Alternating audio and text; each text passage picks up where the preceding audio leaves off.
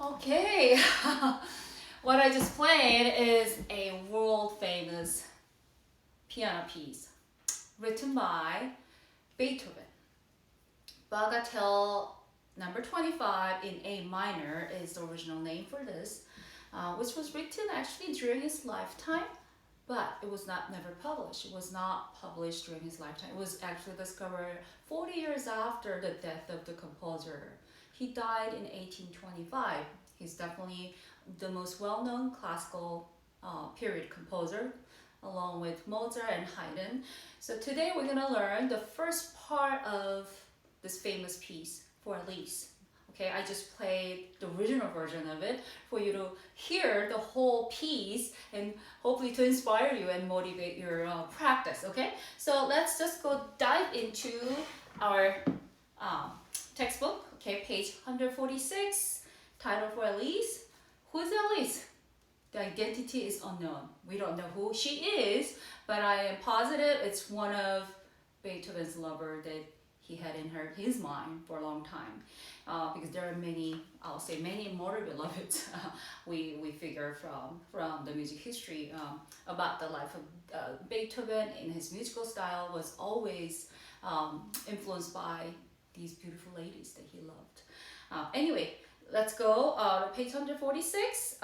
It says on the title page, Poco Moto. I want you to pay attention to this tempo marks. Poco means a little, and then moto means motion, but it means actually with motion. What kind of motion? It's kind of sad. We just learned A minor scale, remember, from the previous video, and we are in minor key or minor tonality, which is a relative to C major. And here we get some accidentals throughout, especially from the beginning, the very first introduction. The opening bar where you have pianissimo dynamic, right? We start with E, and there's a D sharp and another E and D sharp. So two notes are alternating. Then we skip down to B. D is natural. So pay attention to all these accidentals you see, either sharps or natural signs. Okay. So get comfortable with this phrase, the beginning phrase. But I want you to remember, you gotta make a very emotional, expressive sound, even from the first note. My suggestions for my beginner students are using this part of your finger, okay? Not the tip. Don't make it pointy finger. Make a little flat finger so your cushion, the first joint part, is landing on the key. And feel the weight, okay? And try to like kind of pad your keys with the flat fingers. I call this romantic hand position. So I want you to keep the romantic hand position throughout the piece, okay?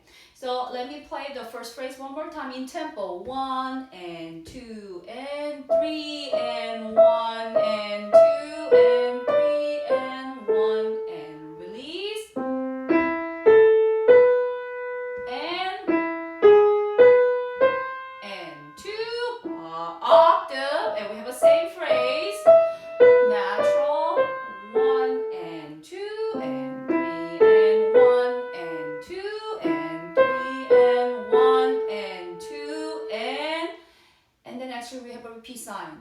we got first ending with a repeat sign, which means you have to go back to the beginning. We learned this, right? So we replay this whole section, and second time we have to skip to the second ending. From line 3, first bar, your last note. From B, we skip to second ending. Okay, so we are here. Now I'm gonna stop here and just show you how to play a left hand. It's basically a harmony, okay? It's accompaniment in broken pattern.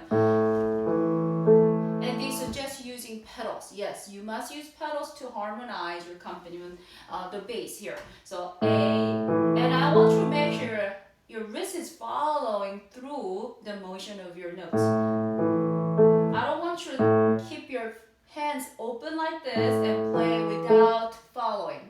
So alignment is what I'm trying to say. Try to align your hands to each key you're playing, okay? 1, and this one you have to cross your finger, okay? So you have a low E by 5 and you go to octave E, and then we cross your 2 over 1 to play the G sharp accidental. Here's your G sharp key. We go back to A again, and you got rest for next measure. Then we go back to same A minor pattern. There's your E chord, and here's your A minor. So your left hand is actually quite simple, okay? But what I want you to remember is follow through the motion like this, okay? Put it together. So count always in your head or count out loud for your practice. 1 and 2 and soft. Pedal and actually the pedal marking here, I'm not supporting this pedal marking. What I want you to do is actually use full pedals, which means keep your pedal down for the entire measure. And then change it when you get to the next measure and after the first note. Okay, again, we talked about legato pedaling from lots of previous lessons, and I want you to apply that here when your accompaniment is joining the melody, okay? And keep a good balance. We always want melody to sound more and more expressive, and left hand harmony is gonna support the melody. So it should sound a little bit softer for sure than the right hand melody, okay? So practice the first section and first and second ending separately, and then we're gonna go from there. So I am on second ending now, and now up to here, which will come back later, we have a new section here.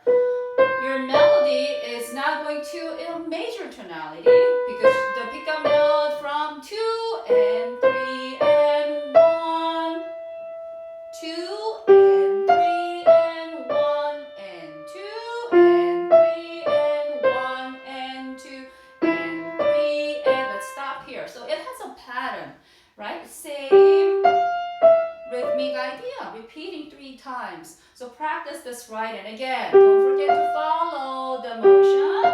So when you have these big jumps, interval 7s, make sure come from 1 to 5, alignment, okay?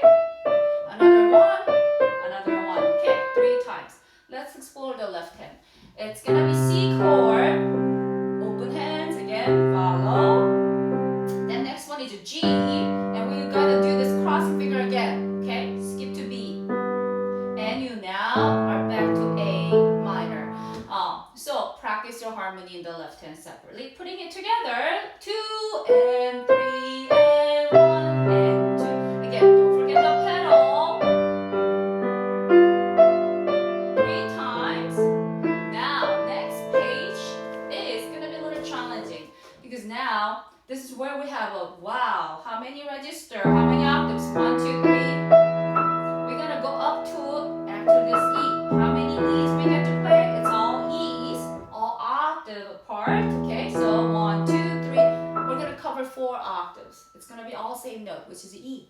But you need to remember that we have to start with the left hand. You'll hear left hand E, and I want to jump up, play E again. Okay, the next E.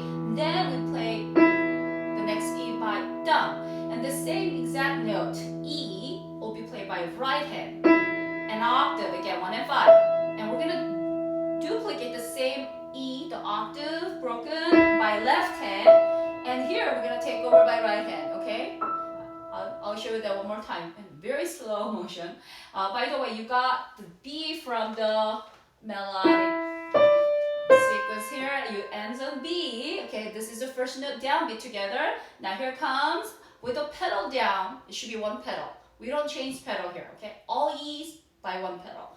E, left hand, E, E. Now same E by right hand, octave. Now we have exact same E, the octave playing by left hand, the right hand, and done. Then we're not done. We're gonna continue in rhythm. And that D sharp to E, the two note phrase came back. We take turn here, left, right, left, and the right.